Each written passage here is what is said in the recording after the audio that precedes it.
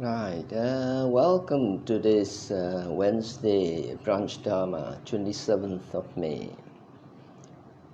This morning I'm going to talk about the fifth khandha, which is consciousness.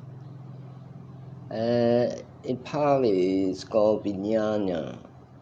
Now I have to explain a little bit about this because we come across viññāṇa, we come across mano, we come across citta. So there can be some confusion, what all these terms mean. Now I'm going to start with something we know, and that's something called the mind and the heart. We know where the mind is, it's somewhere up there. We know where the heart is, it's somewhere in the middle of the chest. Now we're going to start with those two. I'm going to explain to you that you will find out for yourself that the mind is the creation of the heart. Now, you may not believe it, but a simple example, if you are worried, you have a worrying thought or a worrying mind. Now the worry is in the heart. If you have fear in your heart, you get fearful thoughts. If you got anger within your heart, you got angry thoughts. So this is something that we know about the heart and the mind. Now, there is another thing which has to be stated. Every being has only one citta, right? One citta, not two, not six, one citta.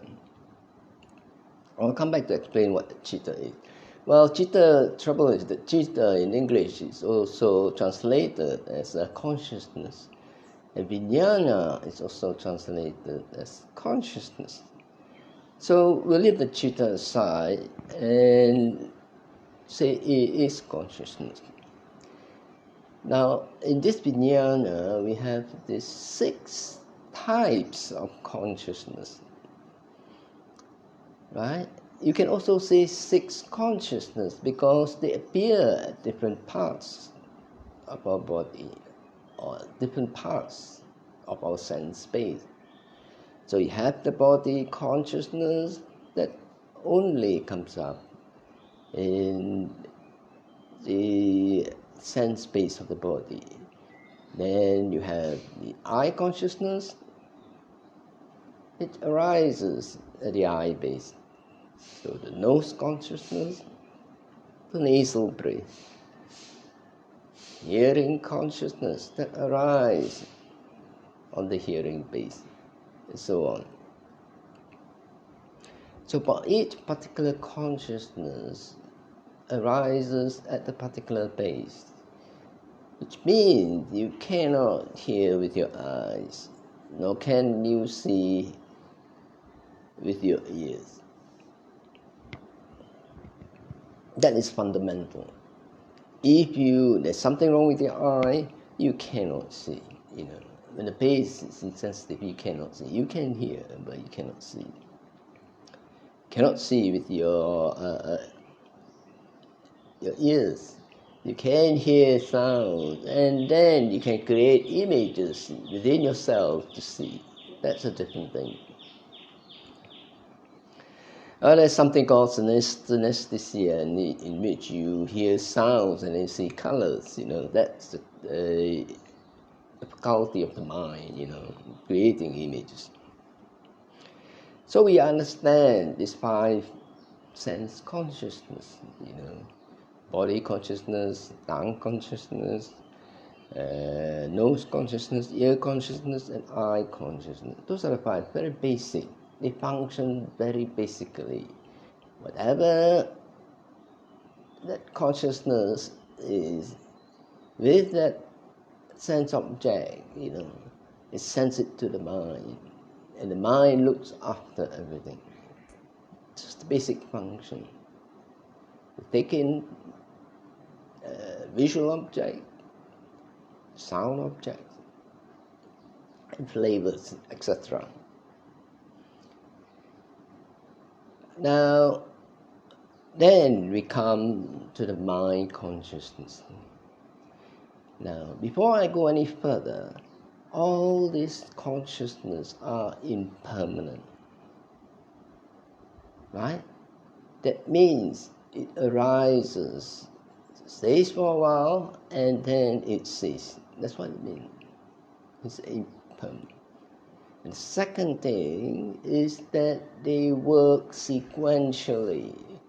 That means they arise one after another. They don't work in parallel. It means when you see, when the eye consciousness is there is for that very short moment no ear consciousness. Right? There's no arising of the ear consciousness. So it's sequential, one after another. You often find that sometimes when you're involved in looking at something and somebody talks to you, when you're trying to find something, you engage fully in your eye consciousness, looking for something in the drawer, and then you can't really register what somebody is saying to you, because you want to direct your consciousness towards whatever you're seeing. That's an experience of the sequential nature of it. If it's parallel, you can receive all this information, in one go.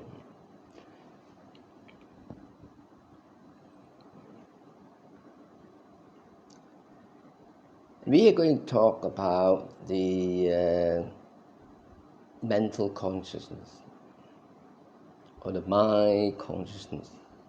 It is something we have to understand, because it plays the major part in our life.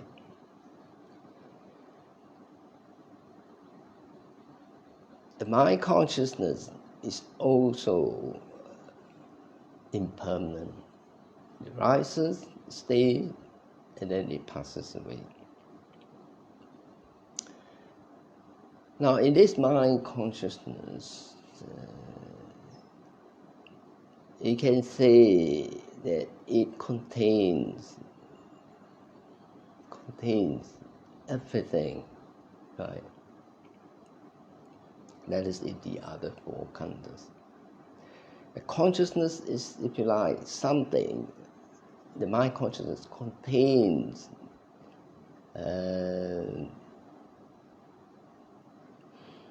the perception, things you see, the things that you think about.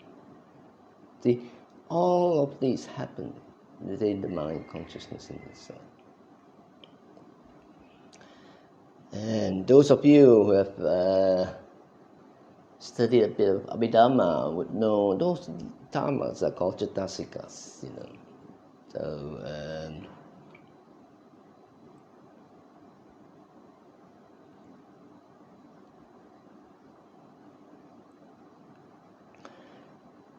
now, the mind consciousness is something we have to get familiar with. We know when we worry, our mind producing worrying thoughts. But there are other skillful qualities of the mind.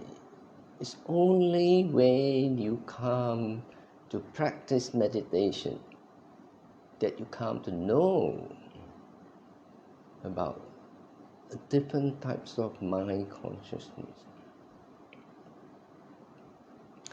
Now, when you first sit and do your meditation, samatha meditation,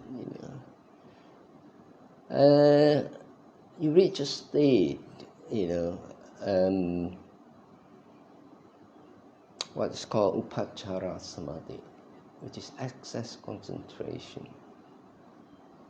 Right? And there is an equivalent of that consciousness with a particular level of existence. So when you are in Upacara Samadhi, your consciousness is similar to the consciousness of the celestial realm. So that's something new. Right? There's something new. When you're in Upacara Samadhi, you know this is different. Of course, when you're in the first jhana and get into the first jhana, and that's another level of consciousness you come to experience, and that is the Brahma world related to the first jhana. So it's a totally different type of consciousness. When you go to the second jhana, it relates to the Brahma world of the second jhana. So is the third. So is the fourth jhana. Now, when you are in that state of absorption, your mind withdraws, right? It's body consciousness. It spends less time with the body consciousness.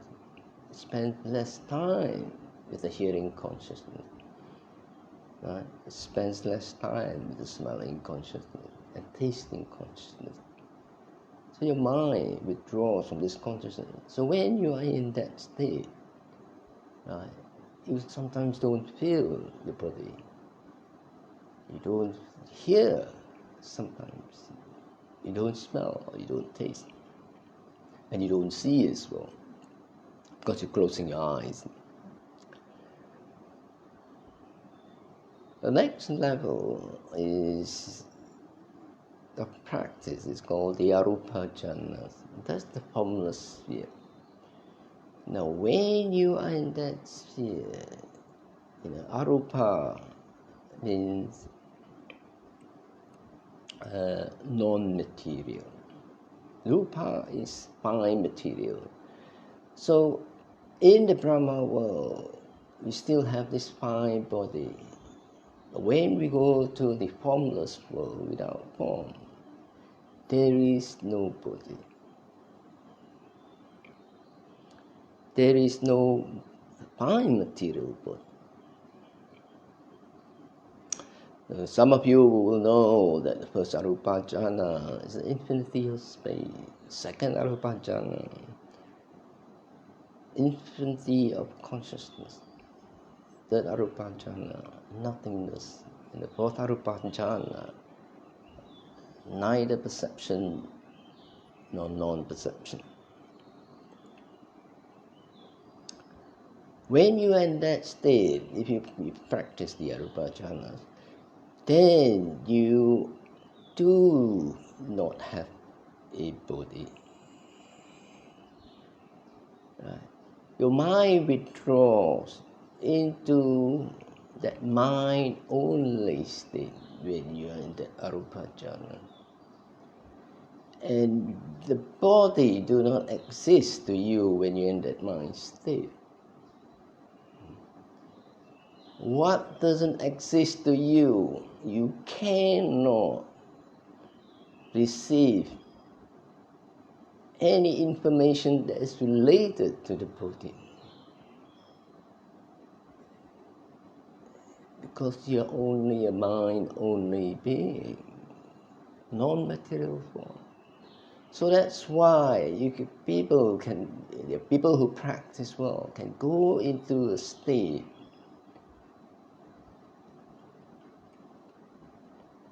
of cessation of consciousness. They can stay there for 7 days. That is because at that state they don't have body. They don't feel any sensation that's related to the body. Right? When we sit, no matter how deep we sit, we always feel the sensation of the body. Right? But in the arupa jhanas, there is no body. There is no sensation related to the body. So that's the another level of consciousness. That is related to meditation. So you want to practice meditation to really understand these different levels of skillful consciousness.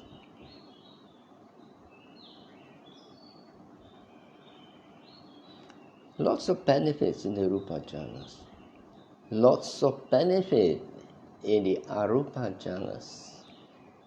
But for the purpose of release, you don't have to practice the Arupa jhanas.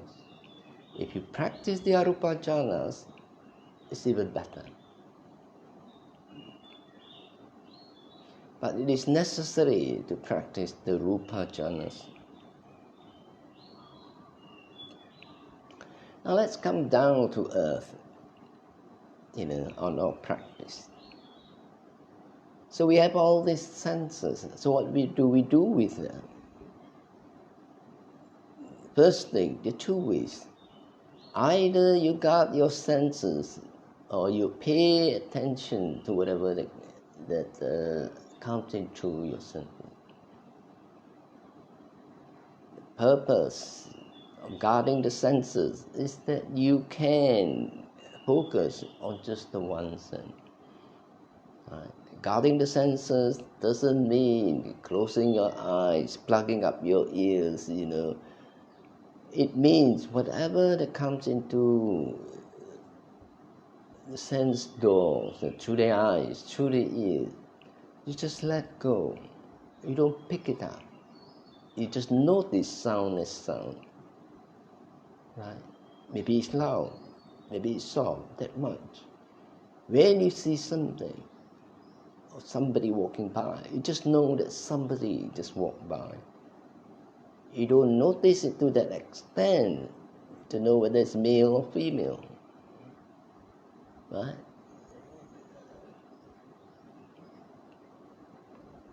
So that's guarding the senses.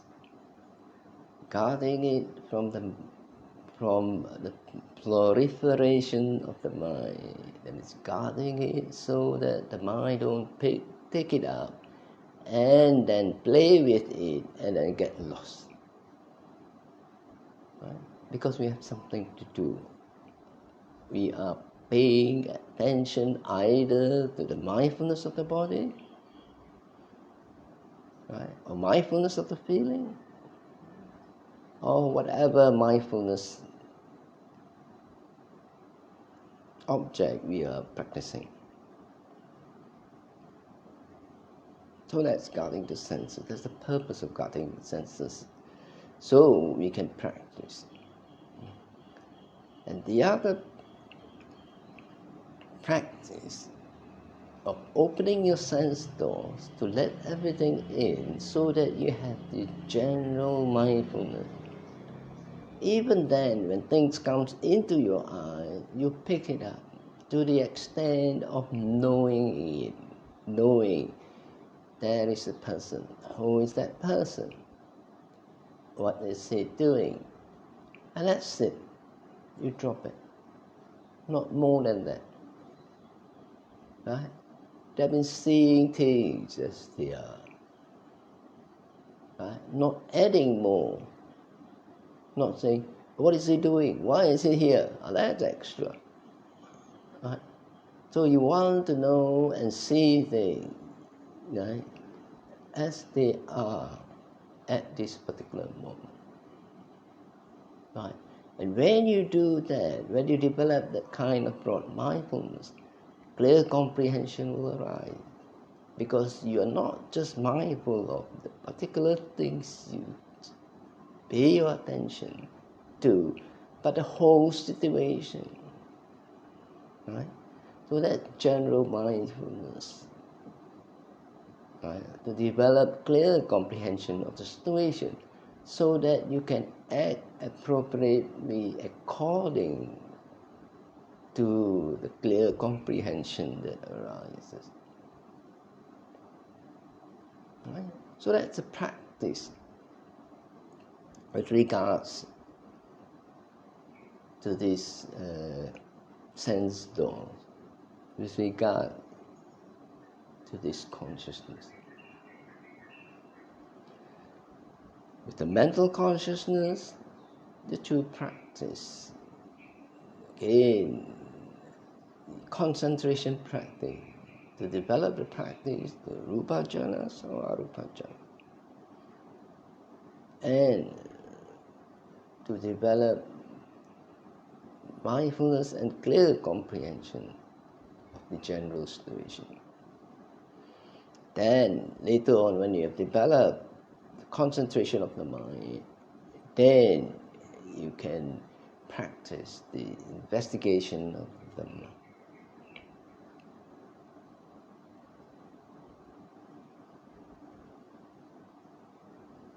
Remember, you have only one citta, right?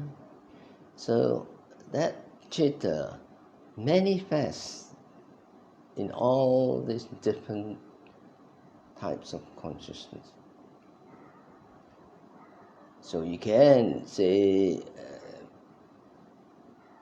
well, you can't say I have all these 6 types of consciousness because they arise and then they pass away, But it's easier to understand that you have these 6 types of consciousness. In the Theravada tradition, other traditions have more consciousness. They are different aspects of the citta. That's what it is. So now you've understood viññāṇa as consciousness, 6 types that arises and then passes away. 6 consciousness appearing at different sense space that arises and passes away. Then what about the citta? What is the citta? Well, citta is also a consciousness, right? That's all you can say about it, It is a consciousness. You can call it the heart, right?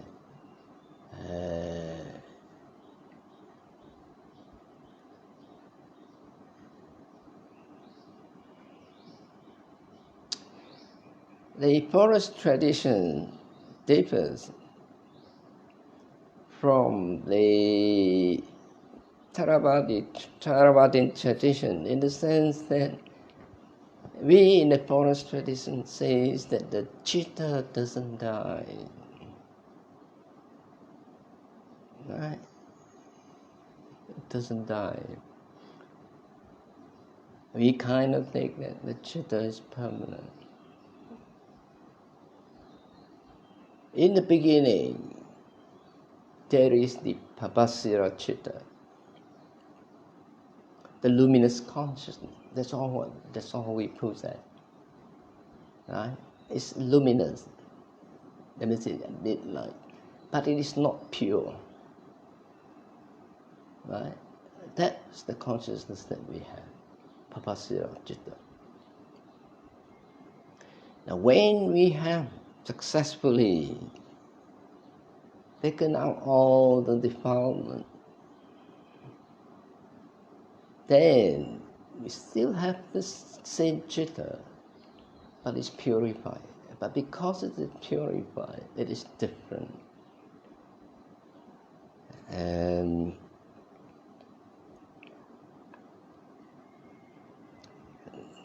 Thanissaro Bhikkhu says at the state of enlightenment, he defines that the citta is a consciousness without surface. That's all it is, Then you got to figure out yourself what it is. However you figure out, that's just a conceptual idea of it. People ask, where is this citta? I can only explain where the citta is with this analogy. Say one day you have a dream, you are in a world, whatever world you're in, and then because you're a keen Dharma practitioner, your Dharma is also in your dream. So you're in this world, you're an alien, you're talking to another alien, and then you're discussing Dharma, and then one of the aliens asks you, where's the Citta, say, for example.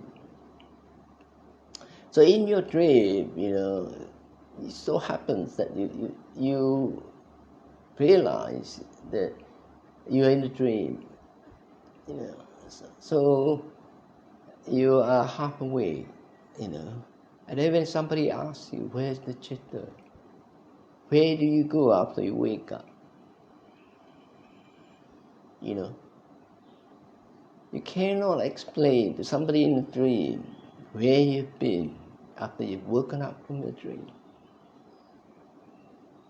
Because wherever you are is totally different, from when you are in the dream. So in your dream, you can still have your sixth consciousness, right? But where is your Citta when you wake up? You can't explain to the people in the dream. So that's the same thing with all you can say is you've gone Sugato, that's the word, Pali word for it. Okay.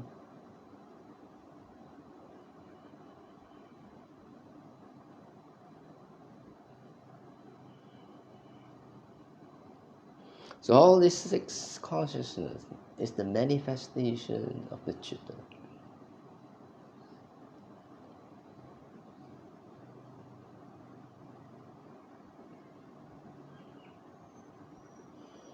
Okay?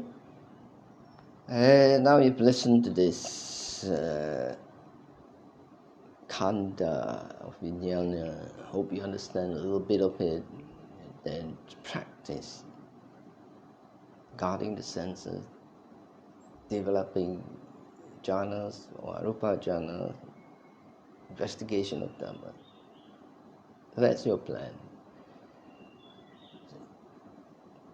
So now you want to transfer the merit to your departed relatives when I chant the transference of merit, so that you get bonus merit. Okay?